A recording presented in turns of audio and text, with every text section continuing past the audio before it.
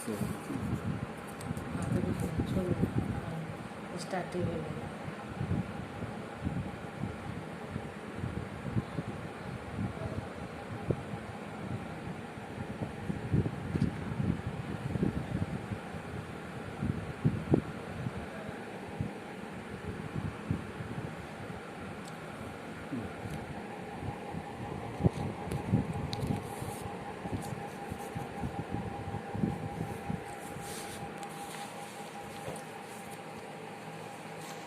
Class 10 का पहला chapter है हिस्ट्री में the rise of nationalism in Europe,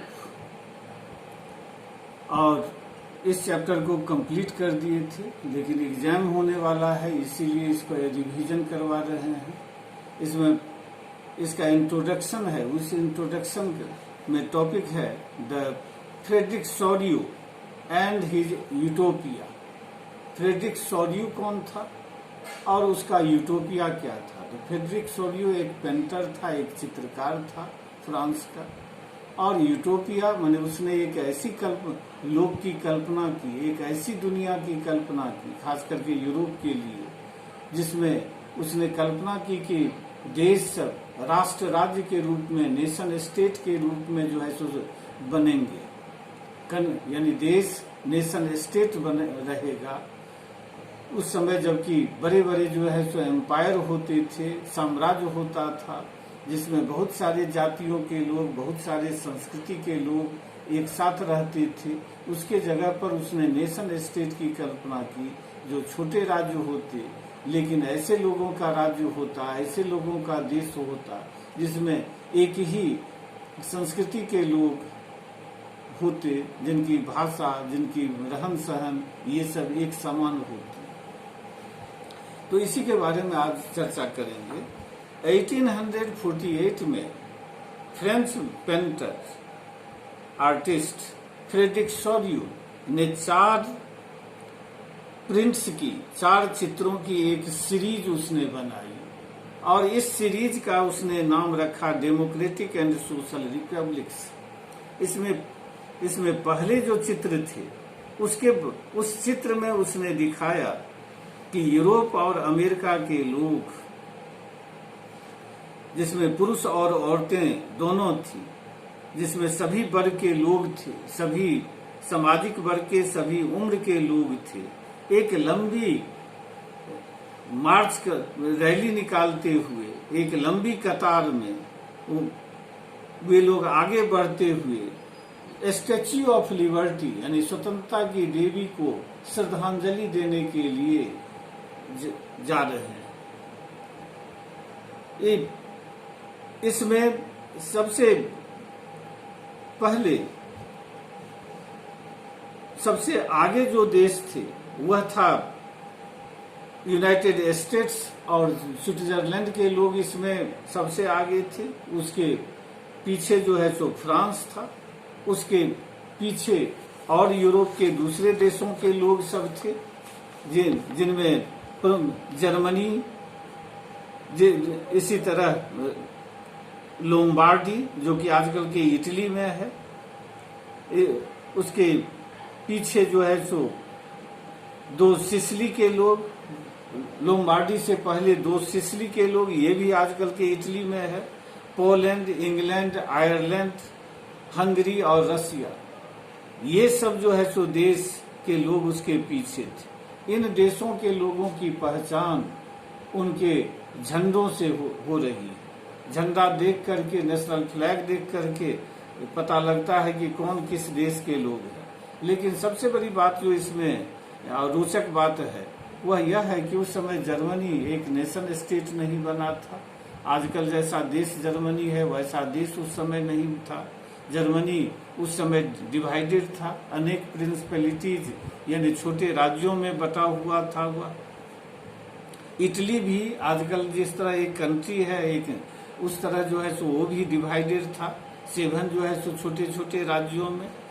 लेकिन इन सबको उसने एक कल्पना की, एक यूटोपिया बनाया, एक कल्पना लोक बनाया, जिसमें उसने दिखाया कि ये सारे देश आने वाले समय में एक नेशन स्टेट बनेंगे, जिन देशों को जिस क्रम में उसने रखा अपने चित्रों में, वो उसके अनुमान के अनुसार वे देश उसी हिसाब से उसी क्रम में नेशन स्टेट बनेंगे। जैसे ये चैप्टर को पढ़ाते समय बताए थे कि 1848 में किस तरह जर्मनी के जर्मन स्टेट्स के मिडिल क्लास के लोगों ने एक कोशिश की फ्रैंकफर्ट पार्लियामेंट बनाने की, और उसके द्वारा जो है जो उसने एक कॉन्स्टिट्यूशन बनाया और जर्मनी को एक नेशन स्टेट बनाने की कोशिश की। यद्यपि उनकी कोशिश सफल नहीं हुई। शायद इस घटना से ये फ्रेडरिक सोरियो ज्यादा इंस्पायर्ड था, ज्यादा प्रभावित था, और इसीलिए उसने अपने चित्रों में फ्रांस के बाद जो है सो जर्मनी को दिखलाया है। जो रैली निकाली जा रही थी, जो ट्रेन लोगों का था डिफरेंट कंट्री के लोगों का, उसमें जर्मनी को चौथे स्थान पर दिखाया कि वह नेशन स्टेट बनेगा। जर्मनी के बाद उसने ऑस्ट्रियन लोगों को दिखाया है। उसके नजर में ऑस्ट्रिया, उसके बाद जर्मनी के बाद नेशन स्टेट बनने वाला जो है जो 5वां कंट्री होता। उसके बाद 2 सिसिलीज जो जर्मनी इटली में है और लोम्बार्डी, उसको दिखाया है। यानी उसके हिसाब से फ्रेडरिक सोरियो के हिसाब से उसके बाद इटली जो है सो नेशन स्टेट बनता। उसके बाद पोलैंड के बाद इंग्लैंड की बारी आती नेशन स्टेट बनने में। उसके बाद आयरलैंड की, उसके बाद हंगरी की, और अंत में रसिया को उसने दिखाया। ये रसियन लोग को, रसिया को सबसे पीछे दिखाने का कारण यह था कि रसिया में उस समय पूरी तरह ऑटोक्रेटिक मोनार्की का रूल था, पूरी तरह निरंकुश शासन का रूल था। ये जो स्टैच्यू ऑफ लिबर्टी के सामने ये लोग एक एक करके प्रत्येक देश के, जिन देशों का नाम बताए उन देशों के लोग पहुंच रहे हैं। इस चित्र में यह दिखाया गया है कि आसमान में, हेवन में जीसस क्राइस्ट हैं, सेंट हैं, एंजिल सब हैं। ये सब जो है, इन सब की उपस्थिति के द्वारा फ्रेडरिक सोरियो ने यह बताया कि गॉड भी चाहते हैं कि गॉड का भी ब्लेसिंग प्राप्त है इन देशों के लोगों को कि वे नेशन स्टेट के रूप में अपने आप को संगठित करें, नेशन स्टेट बनाएं। ये इसके अलावा स्टैच्यू ऑफ लिबर्टी के सामने बिल्डिंग्स के रिमेन्स पड़े हुए हैं। ये सिंबॉलिक हैं, ये बता रहे हैं कि किस तरह ऑटोक्रेटिक मोनार्क यानी निरंकुश शासन का अब जो खंडहर के रूप में उनको दिखाया गया है कि वे नष्ट हो गए हैं, उनका अस्तित्व खत्म हो गया है।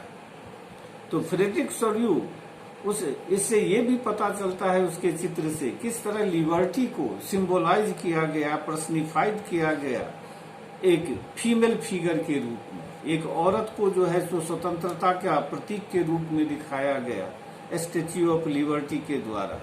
जो फ्रेंच रिवॉल्यूशन के समय जो है सो ये विचार, यह आइडियोलॉजी जो है एलिगोरी के रूप में जो है सो ये लोकप्रिय होना शुरू हुआ था। इसी 18th सेंचुरी में और 19th सेंचुरी में ये नेशनलिज्म एक विचारधारा के रूप में, एक पावरफुल विचारधारा के रूप में यूरोप में जो है सो उभरा। लोगों के बीच इसने काफी लोकप्रियता प्राप्त की और यह जो है सो एक राजनीतिक, पॉलिटिकल और मेंटल जो यूरोप का कंडीशन था उसमें जो है सो चेंजिंग लाना इसने शुरू कर दिया। अब इसने मॉडर्न स्टेट का कॉन्सेप्ट दिया। मॉडर्न स्टेट का मतलब जिस स्टेट में एक सेंट्रलाइज पावर होता, एक केंद्रीकृत जो है सो शक्ति होती, जो सारे सॉवरेनिटी को एक्सरसाइज करता, संप्रभुता का उपयोग वही करता। मतलब इसका सरल शब्दों में कहें तो इसका मतलब हुआ कि एक पूरे देश पर शासन करने वाली एक सरकार होती जिसके हाथ में सारी शक्तियां होती, लेकिन और यह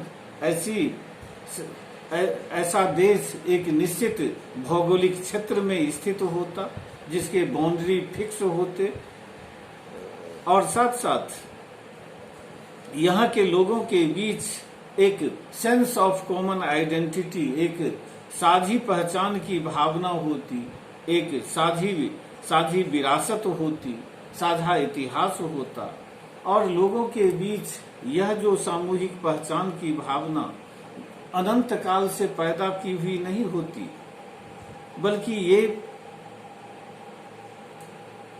कुछ ही समय पहले 150 साल 200 साल पहले वहां के लोगों के द्वारा जो सामूहिक संघर्ष किया गया, उसके द्वारा, उनके गतिविधियों के, उनके नेताओं की गतिविधियों के द्वारा, कॉमन पीपल के लोगों के बीच भाईचारे की भावना के द्वारा, इन सब के द्वारा जो है सो विकसित हुई।